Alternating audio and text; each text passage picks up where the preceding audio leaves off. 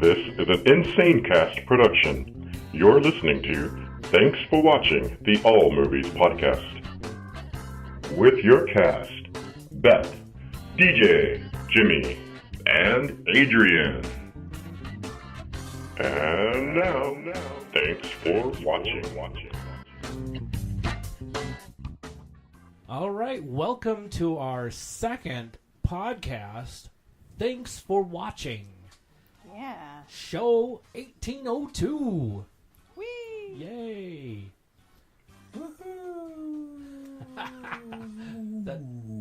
That's Jim. Can you feel the enthusiasm? Well, I don't know. I have tons of it because I really love doing this. I know. You're so excited. I know. So, here we go. Just for starters, write this down. 512 podcast. That's 512-763-2278. Give us a call. Leave us a message. Right? Do it. You might enjoy it. Call or write. It doesn't matter. We need to hear from you. That's right. Hey, write. We could write. If you want to write, shout out at tfwmovies.com. Ooh, what a lovely website name. Doesn't that sound great? I like it. Shout out is spelled out SHOUTOUT at tfwmovies.com. Good job. Thank you. That was beautiful. I know that was an email, but the website name at the end is very fancy and new to us, and we like it. I love that website, by the way. That's pretty awesome. I think it looks pretty awesome. I was going to say a word that I'm not supposed to say, but I didn't. Thank you. Mm-hmm. I'd rather not do this explicitly, at least today. It's Bad Donkey. Oh, gosh. Okay. Badonkey. It's badonkey. Badonkey. So what's the we story, don't. Deej? What are we up to this week? What? Oh, gosh. Golly. I've been called out by doing that so thing again. I need to stop doing it. Quit it. Thank you. I'll quit it right now. Do it. What we have no Adrian recording with us live, but he actually has something for us later. Yay. We will most likely put that in the animated section. I know he's reviewing Jumanji. Oh. But he really liked the animated part of it. Some of the animals, were animated. Like the computer animation? Exactly, and that's really kind of his forte, so he's going to talk a little bit about that. The CG effects? Okay. Yes. All right. But I also wanted to talk a little bit about... What was it? I don't know. My chair is creaky. I need to get a non-creaky chair. Yeah, if you hear the chair, we apologize. It's a creepy chair. So what was the thing you were trying to remember what it was, Steve? Right. Oh, Movie Pass. I really wanted to put this, to... I don't know what to say. So what DJ's trying to say is he'd like to be able to tell people about the wonderful benefits of Movie Pass. In the last month, DJ has watched 15 movies on one payment of $9.95 U.S. currency. Yes. All right, DJ, I appreciate you wanting to spread the good word, but if you do another entire episode about Movie Pass, they need to sponsor us. I know. I wish they would, but no, we're not doing it anymore. I just wanted to put that out there. I've seen 15 movies so far. Movie This Pass, month? not a sponsor. This month. This month. This month. Yes, this month. Well, this month starting on the 15th, because that's when I get billed. Not a sponsor. So Not a sponsor. Wow. Well, how many movies? Anyways, every other day, DJ essentially watched a movie on his Movie Pass card, which is a MasterCard sponsored form of currency. Not a sponsor. Not a sponsor. Not a sponsor. I'm just going to do this every time you guys go off for 20 minutes about how great Movie Pass is. Which, don't get me wrong, Movie Pass is awesome, but people would like to hear something else. Right. You mean Anyways, like- Movie Pass is awesome. Moving on. So they want to hear something like Peter Rabbit. Is that what you saw? That is one of the movies I saw this weekend. Then talk about Peter Rabbit. I will. Let me talk about Peter Rabbit. Well, first of all, there's this extra bit that happened right before the show. So we're out and in the lobby getting ready to go into the movie. And there's this kid. He was kind of an adorable kid because he just wanted to talk to people. He comes up to us. That sounds familiar. Yeah, doesn't it? He came up and he was talking to us, and he says, "Oh, well, we wanted to go see this film, Peter Rabbit, but when we got in, the movie was already playing." Oh. He had to watch the end of the film. He didn't have to. Well, I don't know what happened, but he ended up watching the end of the film. That happens. And then came into the theater with us and watched the rest of the film, but not sitting with us. He was sitting with his mom, but they sat in another row watching the film. And about a scene, like 2 or 3 scenes before the end of the film, he starts leaving and he's seen that part. Turns to us and says, "Hey, this is where we came in." Okay. And then immediately thought about a time when Willow had to go to the bathroom in the middle of a theater. Like, I love that story. Oh, thanks for telling us. And just so you understand the reference, we were in the middle of a movie, and I don't remember which movie it was. Django. No, it was not. She did not go see Django. But okay, not Django. It definitely was not that one. But a film in the theater that you were viewing, and Willow had to go to the bathroom? Yeah, during the quietest, most intricate scene, it's silent in the theater, and all of a sudden, she says, "Aunt Penny, I have to pee." And then an audience member screams out, "Now?" Anyway, so there you have it. Got it. I think some of the audience members laughed about this nice kid who's like, "I saw this already. See you later." Anyway, so I loved Peter Rabbit, by the way. There were so many puns. Oh, God. Oh. It's a movie made specifically for DJ. Exactly. Tons of puns. Tons of puns. There were paw puns and ear puns. Vegetable puns. Yes. And by the way... Okay. So what happened in the movie, since we've talked about everything before and... Everything but the movie. Everything but the movie. Right. James Corden played Peter Rabbit.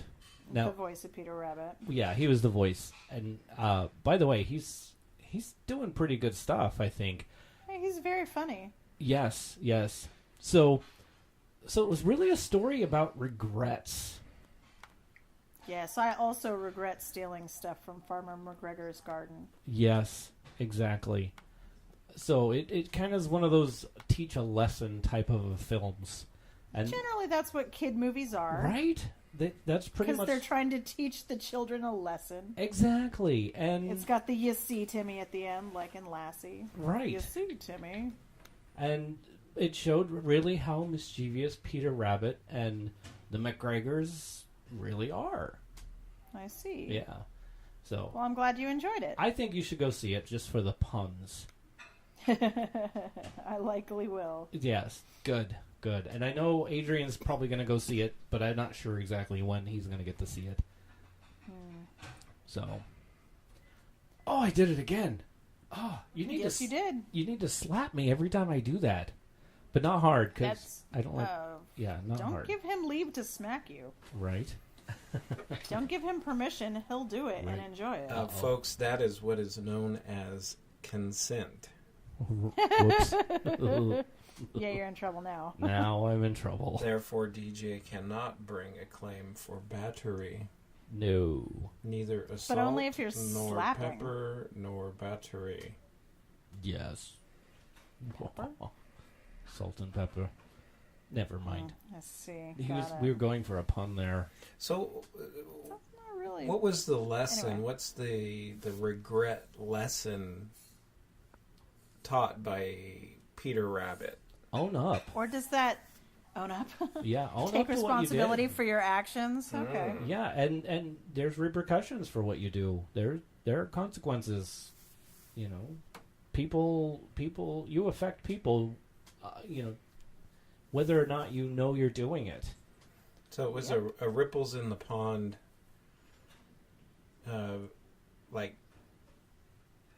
moral, that even though you drop the stone in the pond, the ripples are going to reach several different shores. Yeah. And quit dropping stones in the pond. Right. Or rabbit pellets. Okay. Yeah. So don't do that. All right. Yep, don't. Were there any other rabbit. memorable characters, voice characters in the film? Well, not. Well, yeah, but not particularly. I mean, the McGregor, the young McGregor, was actually pretty funny. I mean, and you know, I love slapstick, and boy, did he get hit by a bunch of sticks. It was pretty funny.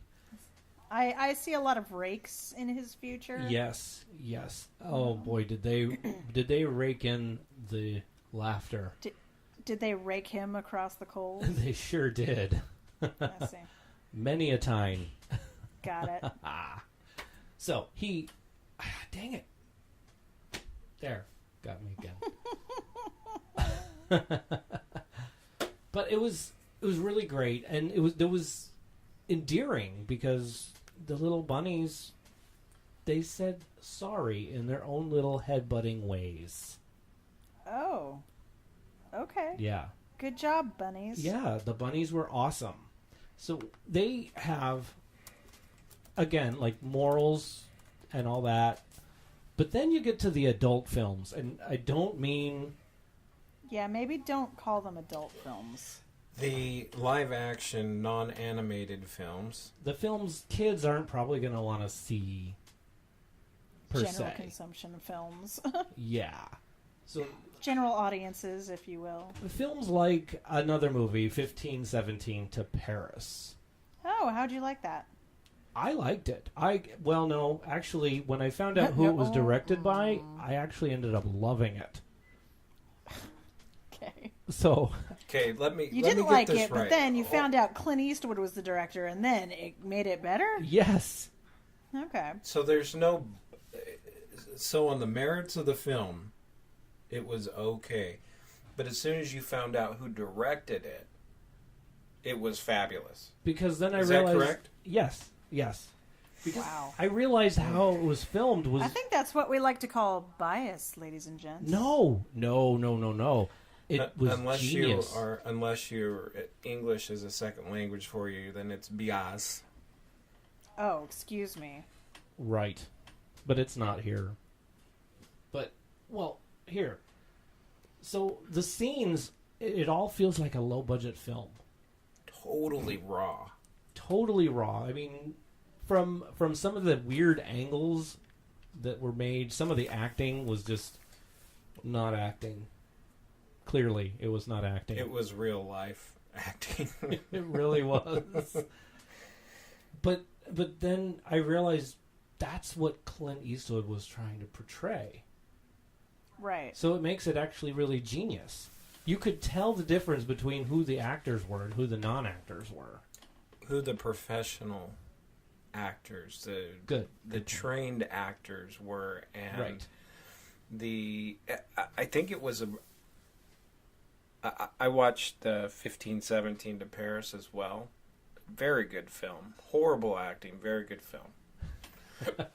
But I think the point that DJ might be trying to make here is that it was like a reality show with some real acting and a really good story. The storyline is absolutely amazing.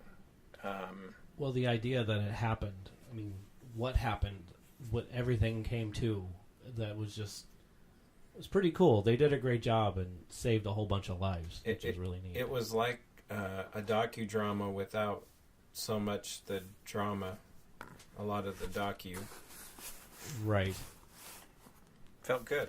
It felt good, even though the acting was not great. It felt real and it felt raw. And it showed what I think that law enforcement, armed forces, what they do now, they look at terrorism different since 9/11.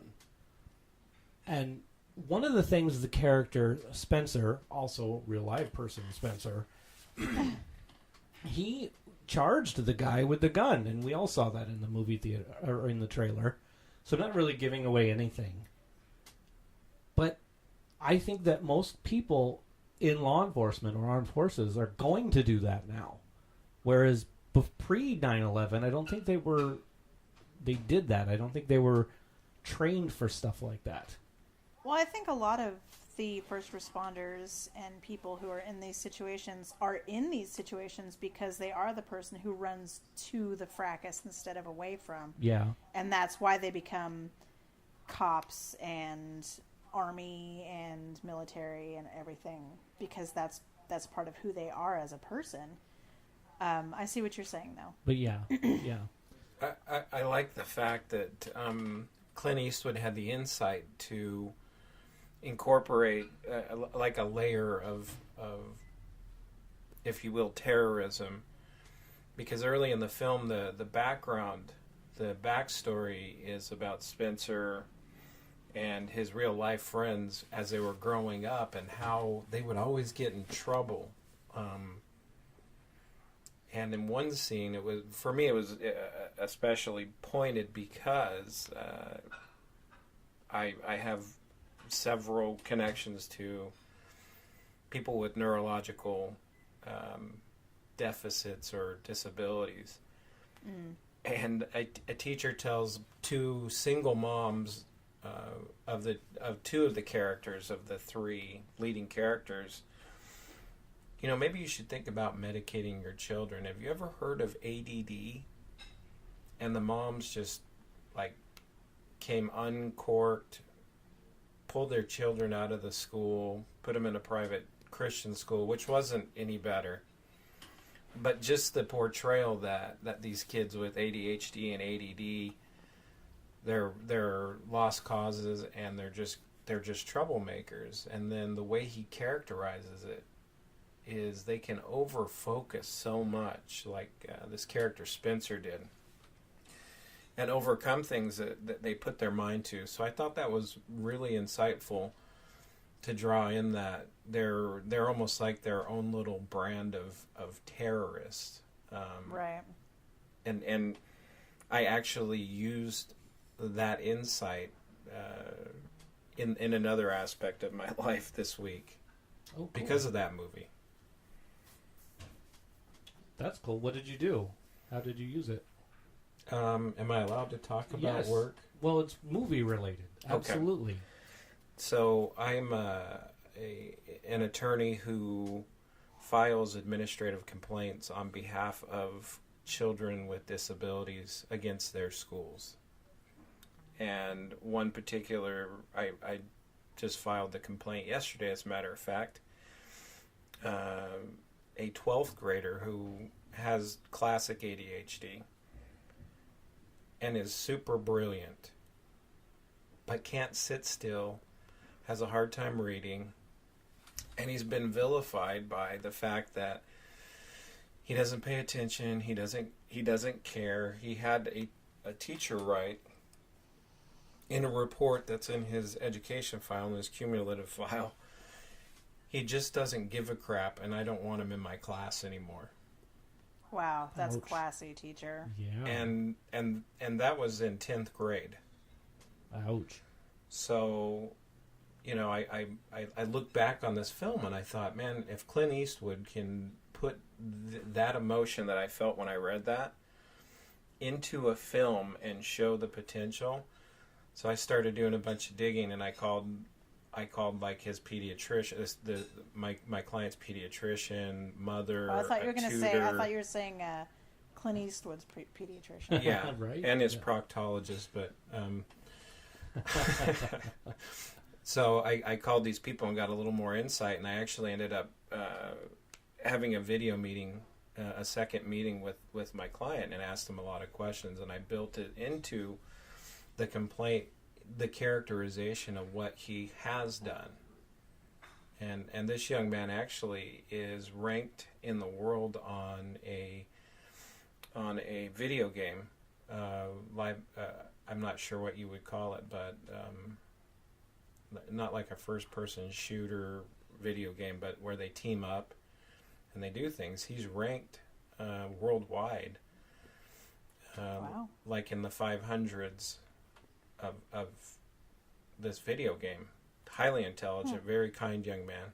And to give you an idea, if I were playing this game, whatever what it is, I would be ranked in the 100 millionth part of that. You might not be ranked. So maybe not. It was really cool to be able to take that lens that Clint Eastwood gave to these moms, then thereby gave it to the audience if they were willing to pick it up, and actually put that into real life. I should probably write him a thank you note. You should. A big thank you note. The thing that really brought it, homey, was the feel of, I say, the independent film feel. That brought it to everybody's level. Because I could say I could make a film like that, but the thing that really... You probably have. I probably have. Well, or worse, like Kicking in the Kitchen. Anyway, that's a whole other story. But my point is, it left me in awe because it looked like the independent film without any money, but yet they were visiting all these other countries. And I thought, How are they able to afford to film where they're filming right now? They were probably staying in Airbnb. Airbnb. Oh, it's that big old Clint Eastwood money. Yeah, that's what it was. I'm interested to see what the money that they made on that film is like. We'll probably have to report on that for next week, but I will probably go see that again, because I'm sure there's a lot there that I missed. And then I found out as we were driving back home from the theater, there was a lot of the actual participants in the actual event who were actors in the movie. Yeah. And another thing that was really interesting was the fact that it was filmed in Sacramento. Yeah. Where we all grew up, which was pretty cool all by itself. Right. One of the very first scenes was them driving over this really famous bridge in Sacramento that you see from two freeways, which was the Yellow Bridge? Yes. You're lucky I didn't call it what I usually call it. That's what I usually call it. The Yellow Bridge. The Yellow Bridge. So I saw that, I'm like, Sacramento? Oh, it's the Yellow Bridge. Yeah. And it looked like the same monastery that they shot Lady Bird in. If you ever saw that one. That was another independent see that one. That came out. But it's like up for a fair number of awards. Yeah, it is. In the old award show. Yeah. They also weaved into Clint Eastwood, I imagine, kind of gave Spencer some literary license since it was based on his first-person account. Weaved in a lot of God references in there, and yes, how God is in the details and things don't happen on accident. Right. So the lesson that was learned in this kid's film. Timmy.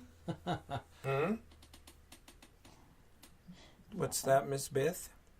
I just said, you see, Timmy. You see. But it was fascinating to see that was what inspired him It was sort of a divine providence or something that said, this is leading me to where I'm going. And he kind of knew that what was coming was something crazy and big. Right. Coincidence? Certainly the way they scripted it. And that's another, actually just now hit me, was another thing that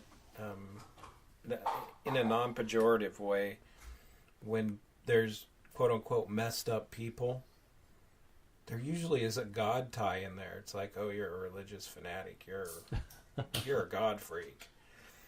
What? And well, because Spencer was messed up, quote-unquote, with ADHD, and he believed in God. He ended up going to a Christian school, and his mom was like all about God, and he talked about it. And then a lot of the terror cells are based in certain religious sects and factions. And I see what you're saying. Yeah. Did I draw it all in? Did that pulled it all the way in? I know I have to slow down sometimes because my brain goes way faster than I can even handle. I get excited easily.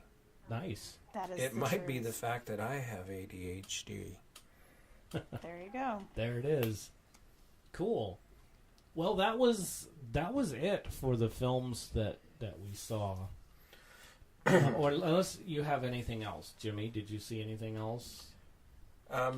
No, I this week was especially busy. I did get a chance to watch part of a documentary series with that conspiracy feel and government, and it's called Dirty Money. Okay. Is that the one you were watching last week? No, that was Rotten. Oh, that's right. I may have mentioned Dirty Money because I think I watched like a half an episode at that point. You did. Yeah. But it was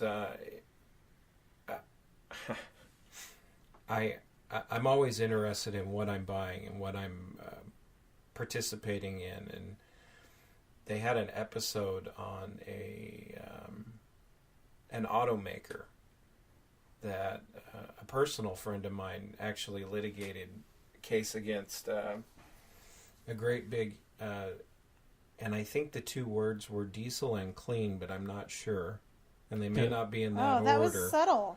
That was super subtle. Right?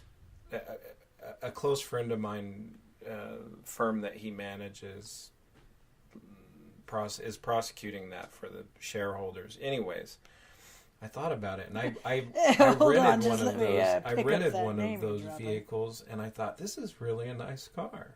This is really great. It wasn't the diesel model, and I thought I could see myself buying this. And then I watched that, and I'm like, there's no way on God's green earth I'm going to buy that. Because they're liars. I hate them. I hate them all. Wow. So it emotionally affected me. That's the power of media. Definitely.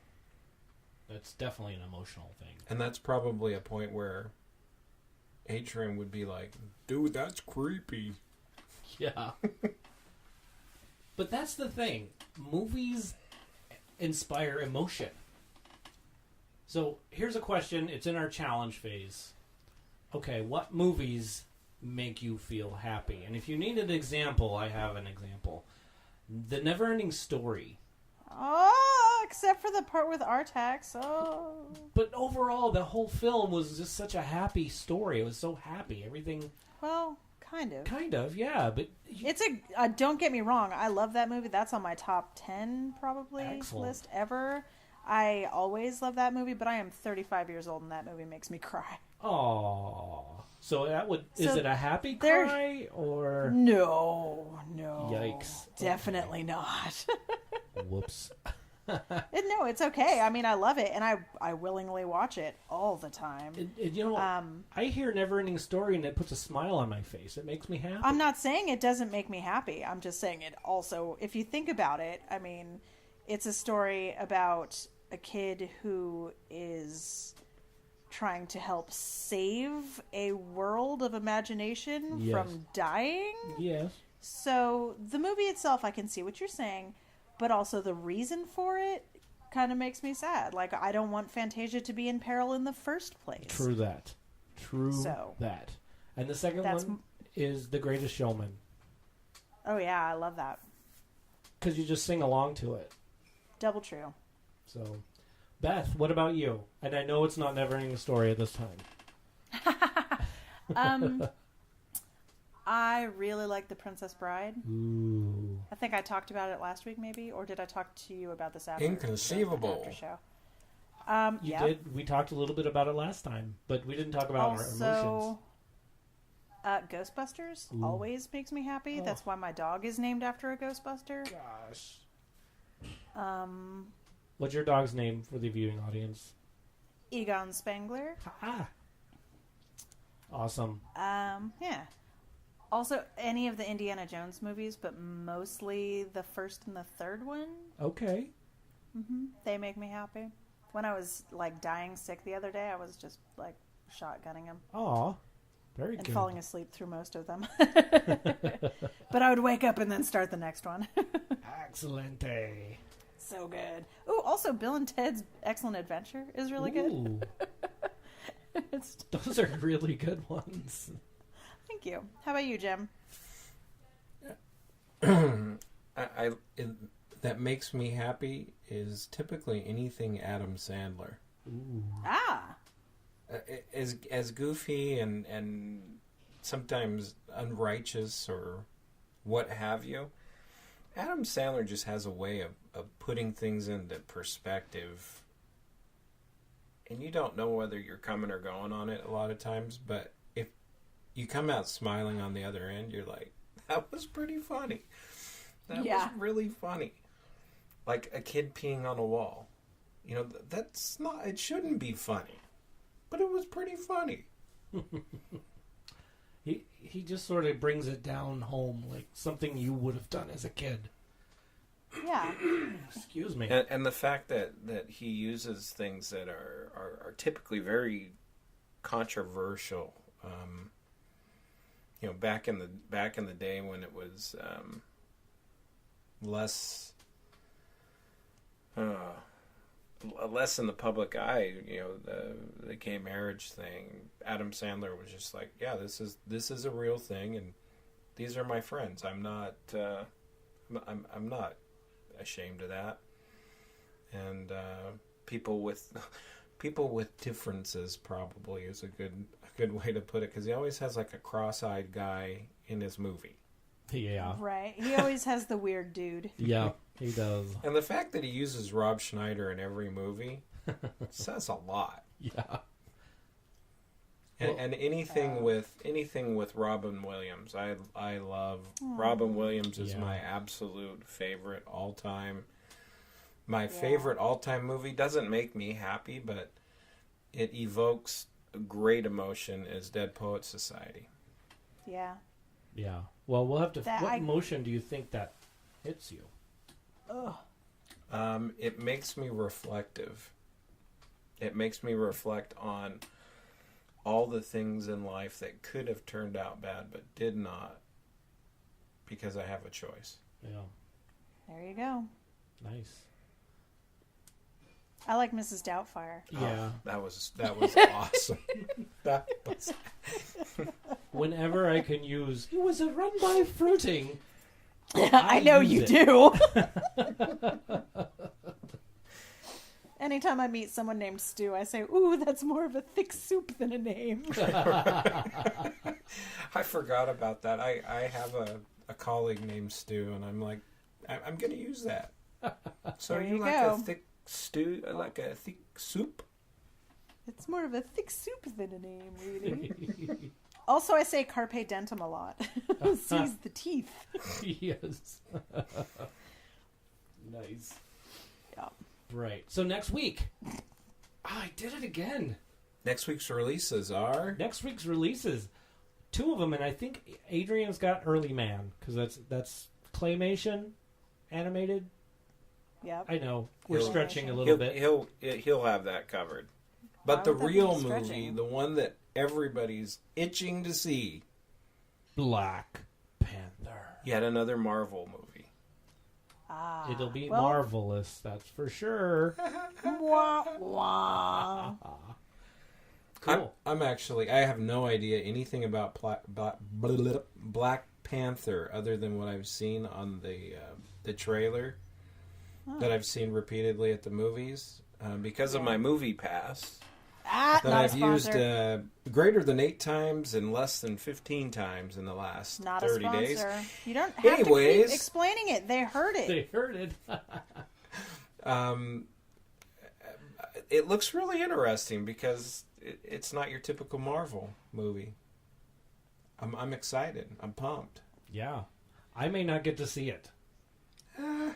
Unless we do our show on a Monday instead of on a Sunday. That can't happen. I don't know. We'll see. If depends. It may not. I might have to be just plain old producer DJ. Let's just talk this through and see what y'all think. And then I'll have my review. I don't even know what that means, and I think that you gave yourself a title that you don't really have. Because no one here does that. Yeah. This is not an ego-driven show, folks. Not at all. Not generally. But future movies. I do want to talk a little bit about some future movies because I just saw some movies trailers that just look kind of exciting. Like, Back to the Future makes me happy. That's Back to the Future makes everybody happy. Okay, sorry, keep going. That's okay. So Melissa McCarthy is pretty awesome. Funny? She makes me smile. Like she makes the Ghostbusters movie that she was in. I really liked, just so you know. I also enjoyed it a lot. So, dang it.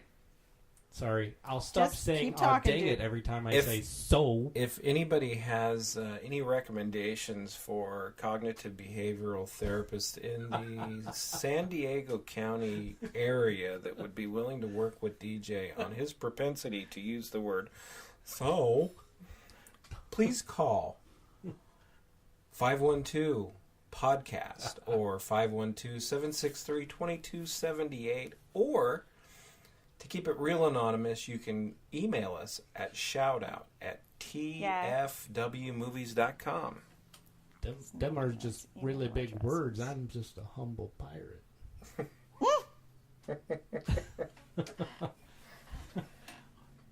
After you help me with my so problem, we might actually have a movie called Life of the Party. We'll review that, I hope. It's coming in May, I think.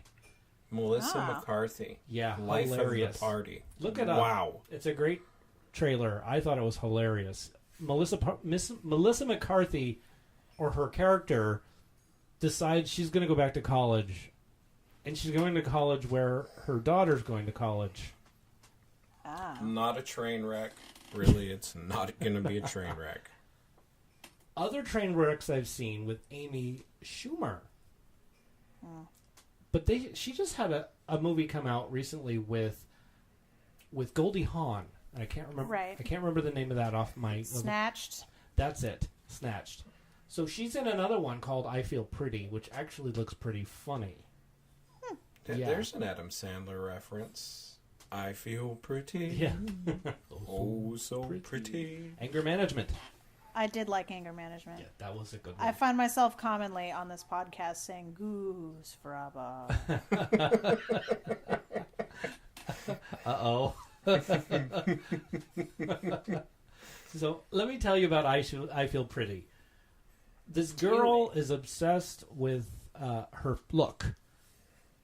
She's a little overweight, but not too overweight, but she's obsessed with the fact that people only look at you for your picture and what you look like, but not who you really are. And she's trying to do this dating thing. On dating? Okay, yeah. Yeah.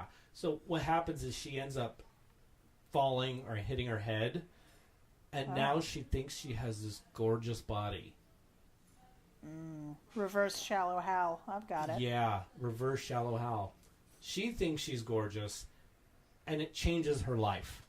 Without having, sure it does. Yeah, she doesn't have to worry about who she is. Confidence is a crazy thing. Yeah, it's crazy. Well, I don't even need to see it now. I feel like I watched it. Well, I'm hoping there's some puns in there that I haven't heard before. Yes, Amy Schumer, known for puns. Mm-hmm. I just don't think she's great at riffing, like the great Robin Williams. Well, yeah. So few are. Yes. And then another one, Voldemort. Origins of the Air. It's a Harry Potter Not prequel. air like breathing in and out air like H-E-I-R. Yes, the hair. H-E-I-R. Right. I hope I spelled that right. I hope you did too, because I spelled it first. Wah, wah. Wah, wah. Okay, so it's a fan-made sequel or prequel to Harry Potter. So fans made it. Fan-made? Yeah. Interesting. And it looks like it has pretty high budget for a fan-made prequel to the Harry Potter series.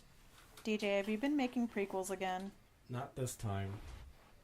I can't say that I was one of the fans that would make a prequel because I couldn't stand reading the book.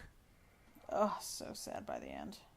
They progressively got darker and darker. After 4, it's not cute anymore. It's like, oh. I liked him, though. I read them all.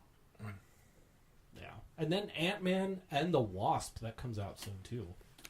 Yay. Is that a DC or is that a Marvel? Marvel. That's Marvel. Totally Marvel. Marvelous.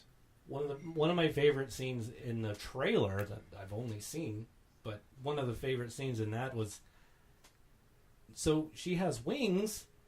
Did you not have that technology when I was getting my suit? Well, you're an ant and she's a wasp. Difference. He turns and says, "No, we had the technology." Well, at the end of the Ant-Man movie, they showed you the wasp suit, so obviously they did. Right? But I want to know what happens after he says that. Well, probably Paul Rudd will look adorable and go like, oh, great, thanks, guys. Yeah. That's probably the way it's going to iron out on that one. Right? Well, we have no spoilers this week. I'm sorry. I mean, if you really want a spoiler... Yeah, you should be sorry about not giving away the end of a movie. The dog dies. Uh-oh. But you have to figure out which movie that happens, and that's your spoiler.